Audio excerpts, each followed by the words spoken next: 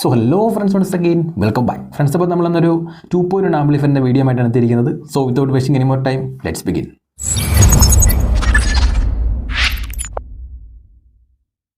So friends, അപ്പോൾ നിങ്ങൾ ആദ്യമായിട്ടാണ് എൻ്റെ ചാനലിലെ വീഡിയോസ് കാണുന്നതെങ്കിൽ ദയവായി ചാനൽ സബ്സ്ക്രൈബ് ചെയ്യുക. സബ്സ്ക്രൈബ് ചെയ്താൽ മാത്രം പോരാ, തൊട്ടടുത്തൊരു ബെല്ലൈക്കൺ ഉണ്ട്, ആ മണി നൈസ് അടിച്ചേക്കുക. അപ്പോൾ ഞാൻ പുതിയ വീഡിയോസ് അപ്ലോഡ് ചെയ്യുമ്പോൾ നോട്ടിഫിക്കേഷൻ നിങ്ങൾക്ക് ഓൺ ടൈം കിട്ടുന്നതായിരിക്കും. സോ ഫ്രണ്ട്സ്, അപ്പോൾ ഇതാണ് നമ്മുടെ 2.1 ആംപ്ലിഫയർ. ആസ് യൂഷ്വൽ നമ്മൾ ചെയ്യുന്ന അതേ ഒരു പാനൽ ഡിസൈൻ തന്നെയാണ് കൊടുത്തിരിക്കുന്നത്. ഒരു മാറ്റ് ഫിനിഷിലും അതുപോലെ ഒരു ചെറിയൊരു ഗ്ലോസി ഫിനിഷിലും ചേർത്ത് വരുന്ന ഒരു കളർ ഗ്രേഡിലാണ് നമ്മൾ ഈ ഒരു ആംപ്ലിഫയർ നിർമ്മിച്ചിരിക്കുന്നത്. കൂടുതൽ ഡിസൈനിങ്ങിലൊക്കെ കാര്യങ്ങളൊക്കെ ഇപ്പോൾ നമ്മൾ പോയിട്ടില്ല. കാര്യം ഇത് നമുക്ക് ഒരു പ്രീമിയം ലുക്ക് കിട്ടുന്നതുകൊണ്ട് തന്നെ ഈ ഒരു ഡിസൈൻ തന്നെ ചെയ്തിരിക്കുന്നത്. സ്ഥിരമായിട്ട് എടുക്കുന്ന ഒരു നല്ല വെന്റിലേറ്ററുള്ളൊരു ക്യാബിനും ഇതിനു വേണ്ടി നമ്മൾ യൂസ് ചെയ്തിട്ടുണ്ട്.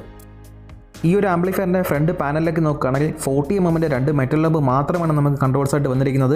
ലെഫ്റ്റ് സൈഡിൽ ഒരു എൻകോഡറും അതുപോലെ തന്നെ പിന്നെ ഒരു USB പോർട്ടുണ്ട്. അതുപോലെ 40 mm സബ് വൂഫറിൻ്റെ വോളിയം കൺട്രോൾ ചെയ്യാനായിട്ട് വന്നിരിക്കുന്ന ഒരു നോബ് മാത്രമാണ് വന്നിരിക്കുന്നത്. ബാക്കി എല്ലാ കൺട്രോൾസും നമുക്ക് ഇതിൻ്റെ റിമോട്ട് സിസ്റ്റത്തിലാണ് വന്നിരിക്കുന്നത്. 5.1 റിമോട്ട് കിറ്റാണ് നമ്മൾ ഈ ഒരു 2.1 വേണ്ടി ഉപയോഗിച്ചിരിക്കുന്നത്. സോ നമുക്ക് ഫ്യൂച്ചറിൽ ഇതിനെ ഒരു 5.1ലേക്ക് അപ്ഗ്രേഡ് ചെയ്യാൻ പറ്റും. ആംപ്ലിഫയറിൻ്റെ ബാക്ക് സൈഡിലേക്ക് നോക്കുകയാണെങ്കിൽ ബാക്ക് സൈഡിൽ നമ്മൾ 3 mm അക്രിലിക് പാനൽ വെച്ചിട്ട് തന്നെയാണ് ഇതിൻ്റെ ഡിസൈൻ ചെയ്തിരിക്കുന്നത്. അത്യാവശ്യം വേണ്ടുന്ന എല്ലാ പോർട്സും അതുപോലെ തന്നെ സ്വിച്ചസും ഒക്കെ കണക്ട് ചെയ്യണമെങ്കിൽ നമുക്ക് ഇങ്ങനെ ഒരു പാനൽ ചെയ്യാതെ വേറെ നിവൃത്തിയില്ല. ഒരു കമ്പ്യൂട്ടർ കോഡ് കൊടുക്കാനുള്ള ഒരു 3 pin AC കോഡ് വയർ കുത്താനുള്ള ഒരു സോക്കറ്റ് ഉണ്ട്. അതുപോലെ തന്നെ ഒരു സ്വിച്ച് AC, അതായത് പവർ ഓൺ ഓഫിന് സ്വിച്ച് ഉണ്ട്. അതുപോലെ ബാക്ക് ലൈറ്റിന് ആംപ്ലിഫയറിനകത്ത് ലൈറ്റിങ്ങിന് ഒരു സ്വിച്ച് കൊടുത്തിട്ടുണ്ട്. പ്രീ ഇൻപുട്ട് ആൻഡ് പ്രീ ഔട്ട്പുട്ടിലേക്ക് നോക്കുകയാണെങ്കിൽ 5.1 പ്രീ ഔട്ട്പുട്ട് നമ്മൾ കൊടുത്തിട്ടുണ്ട്. വേറെ റാമ്പിലേക്ക് കണക്ട് ചെയ്ത് തന്നെ 5.1 ആക്കാൻ പറ്റും. ഓക്സ് ഇൻപുട്ട് 3 ഉണ്ട്. അതുപോലെ തന്നെ 5.1 ഇൻപുട്ട് റിമോട്ട് കിട്ടിനകത്ത് ആ ഒരു ഇൻപുട്ട് ഉള്ളത് കൊണ്ട് തന്നെ നമ്മൾ ഇതിനകത്ത് കൊടുത്തിട്ടുണ്ട്. ഔട്ട്പുട്ട് നോക്കുകയാണെങ്കിൽ നമ്മൾ FLF, അതായത് ലെഫ്റ്റും റൈറ്റും അതുപോലെ തന്നെ ഒരു സബ് വൂഫറിൻ്റെ ഔട്ട്പുട്ട് മാത്രമാണ് വന്നിട്ടുള്ളത്. കാര്യം ഇതൊരു 2.1 ആമ്പാണ്. അതിനുവേണ്ടി നമ്മൾ ഫുൾ യൂസ് ചെയ്തിരിക്കുന്ന ബനാന സോക്കറ്റ്സ് ആണ്. അതുപോലെ തന്നെ നമുക്കൊരു 3 ഇഞ്ച് ഫാനും ആംപ്ലിഫയറിൻ്റെ കൂളിൽ ചെയ്യാനായിട്ട് കൊടുത്തിട്ടുണ്ട്. ഇത്രയും കാര്യങ്ങൾ വെച്ച് നമ്മളൊരു സിമ്പിളായിട്ടൊരു ബാക്ക് പാനൽ ഡിസൈനാണ് കൊടുത്തിരിക്കുന്നത്. അത്യാവശ്യം വേണ്ടുന്ന എല്ലാ പോർട്സും സോക്കറ്റ്സും പ്രീ ഔട്ട്സും ഇൻപുട്സും എല്ലാം ഇതിനകത്ത് കൊടുത്തിട്ടുണ്ട്.